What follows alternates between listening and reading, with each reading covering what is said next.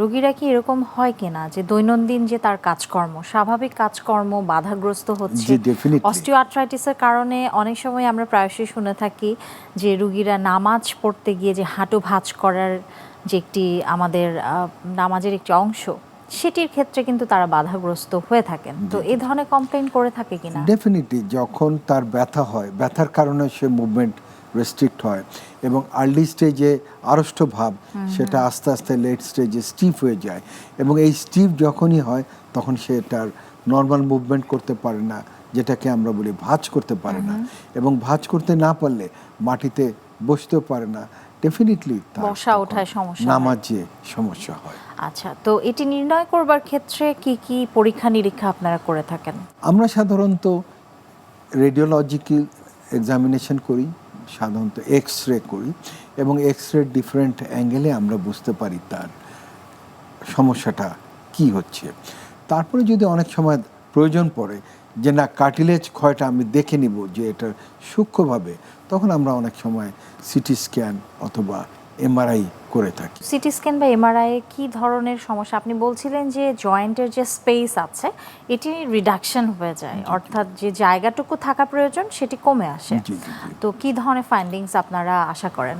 আমরা সাধারণত যদি এমআরআই করি, ওখানে যে কার্টিলেজটা যে ক্ষয় হচ্ছে সেটা আমরা সারফেসটা আমরা নির্ধারণ করি।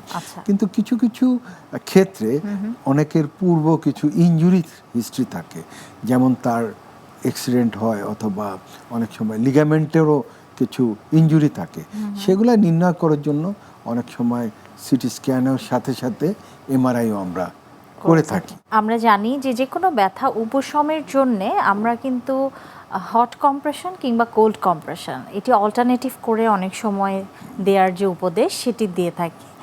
তো অস্টিওআর্থ্রাইটিসের ক্ষেত্রে এই ধরনের কোনো উপদেশ আপনারা দিয়ে থাকেন কিনা? আমরা যদি দেখি যে অ্যাকিউট পেইন, তখন আমরা কোল্ড অ্যাডভোকেট করি বা ঠান্ডা বা আমরা আইসিং করার অ্যাডভোকেট করি। কিন্তু যদি ক্রনিক বা দীর্ঘমেয়াদী যদি হয় তাহলে আমরা সাধারণত হট কম্প্রেশনের কথা বলি। এবং কিছু কিছু ক্ষেত্রে আমাদের যারা এগুলা প্র্যাকটিস করে বা ফিজিওথেরাপিস্ট, তারা কম্বিনেশন থেরাপি দেয়, কিছুক্ষণ হট দেয়, কিছুক্ষণ কোল্ড দেয়। এই সমস্ত ক্ষেত্রে আমরা দেখেছি যে এটা অনেক বেনিফিট আছে। আচ্ছা, তো অস্টিওআর্থ্রাইটিসের ক্ষেত্রে কি কি চিকিৎসা মডালিটি রয়েছে বলে আপনি মনে করেন? এটা একটা দীর্ঘ ব্যাপার, কেউ যদি আলোচনা করে। সাধারণত এটা আমরা স্টেজ অনুযায়ী আমরা ট্রিটমেন্ট করি। প্রাথমিক স্টেজে এক ধরনের ট্রিটমেন্ট, মিডল স্টেজে বা মডারেট স্টেজে এক ধরনের ট্রিটমেন্ট, বা এন্ড স্টেজ বা লেট স্টেজ বা সিভিয়ার স্টেজে ট্রিটমেন্ট আলাদা। সাধারণত যখন আমাদের কাছে প্রাথমিক স্টেজে আসে তখন আমরা তাকে হালকা অ্যানালজেসিক্স দিই এবং তাদেরকে ফিজিও করতে বলি কিছু, বা ডেইলি লাইফস্টাইলের কিছু পরিবর্তনের কথাও বলি, যে তারা যেন মাটিতে একটু কম বসে, কিন্তু তারা কম বসলেও তারা যেন ফিজিওটা বা মাসেলগুলার বিল্ডিং বা স্ট্রেংথেনিং এক্সারসাইজটা কন্টিনিউ করে। আর তাদের হালকা কিছু অ্যানালজেসিক যেমন অ্যাসিটোঅ্যামিনোফেন বা ট্রামাডল জাতীয় কিছু ওষুধ আমরা অ্যাডভোকেট করি। আমরা এই ধরনের কেসকে ফলো আপে রাখি। যদি দেখা যায় যে সেকেন্ড স্টেজ বা মডারেট স্টেজে চলে আসি, তখন ফিজিওকে আরেকটু বাড়িয়ে দেই এবং তখন অনেক সময় ইন্টারভেনশন করি, বিশেষ করে ভিস্কো সাপ্লিমেন্টেশন বা আর্টিফিশিয়াল সাইনোভিয়াল ফ্লুইড যেটাকে বলা হয়, সেটা ইনজেক্ট করি অনেক সময় হাঁটুতে। অনেক সময় আমরা স্টেরয়েডও আমরা ইন্ট্রাআর্টিকুলার ইনজেকশন দিই, বা কিন্তু সেটা খুবই কম, একবার দিই।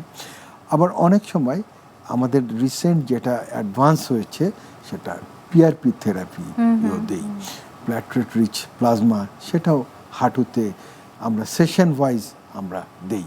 কিন্তু প্রত্যেকটা ট্রিটমেন্টের সাথে আমরা ফিজিওটাকে কম্বিনেশন করে আমরা দিই। তাছাড়াও আমরা স্টেম সেল আমরা থেরাপিও আমরা ইন্ট্রাআর্টিকুলার দিই। কেউ কেউ আবার অনেক সময় লেজার থেরাপিও দেয় বিভিন্ন সময়। আর যদি সব কিছুই কনজারভেটিভ ট্রিটমেন্ট ফেল করে যায় তখন আমরা সার্জারির দিকে অগ্রসর হন।